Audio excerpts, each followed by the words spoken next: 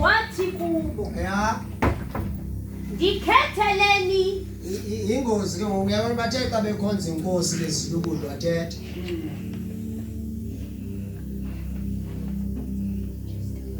Awukhaleli wena ukuvuka ukuthi umoya ongcwele uthethe nami. Le nto hayi le nto yokuthatha umoya ongcwele.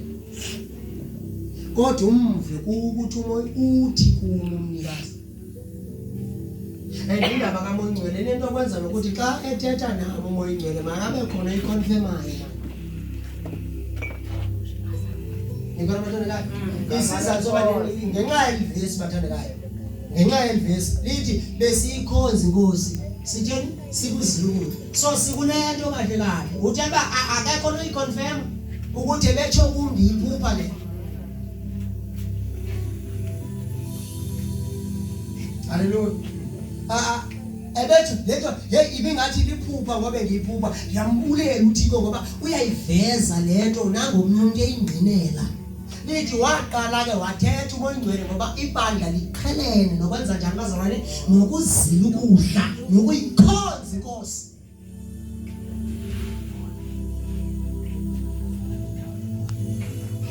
Amen.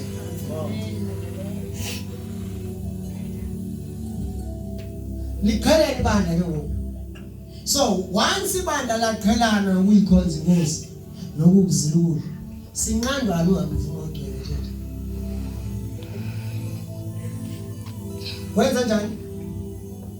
Umoya ongcwele wathi kubo, ndikhetheleni uBarnabas noSawuli. Ya. Ukuze benze umsebenzi endibabizele wona. Ya. Benze umsebenzi endibabizele wona. You know si kulamaxesha sikona silahlekwe ngabantuli. Silahlekwe ngama-intercessor. Silahlekwe ngikho bathandeka. Then umoya ongcwele ukuthi ngondikhetheleni. Isizathu sokuzila ukudla suba umoya ongcwele khona into azoyenza yokuthi ndimuleleni ukhona. Ngoba lento ukuzila ukudla kahle kahle ikugqamisa nokuveza izibabalo. Bathandekayo.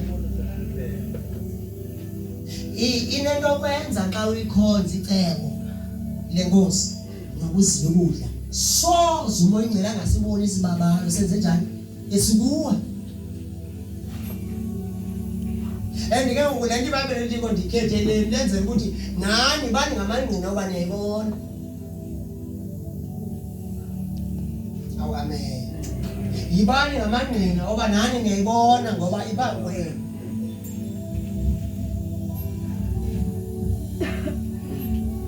Zoshimala namhlanje neva njimala nyani. Yebo sendiyathetha nje. Kama nenkosi. Uthi ngoku ndiyamthanda umoya ongcwele emveni koba beyikhonza inkosi isibali besemzileni ukudla wasuka umoya ongcwele emveni koba wenza njani?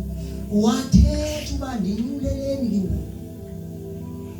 So kunezibabalo tatufani umzalwane nomzalwane asinikeziweyo. Bathi sigqanyiswa ukukhonza inkosi ukuze sivele nokuzula. Kama nenkosi.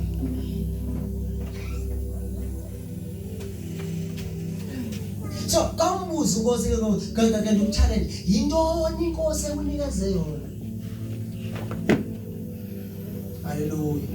Ukubuza lo mbuzo uthi inkosi kahle kahle ufuna ngenze njani abakhona? Ngoba xa sewuqhelene nayo sesiyibona ukuthi inkosi ikunikeze yona mzalwane lanto. Funda nto. Verse 3. Ya. Ngoko ke bazila ukutya bathandaza. Basi yeba ngiyababuyela kulandi because baqhelene nayo.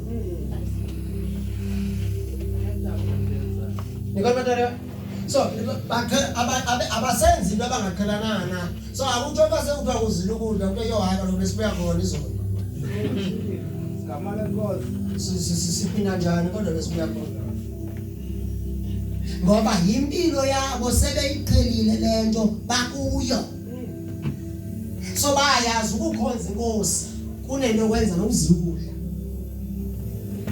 Uba ngathetha umoya ongcwele ithethe ivelela lento baphinde babuyele bheke kuyini kulento bathini bebesuka kuyo baqhubeka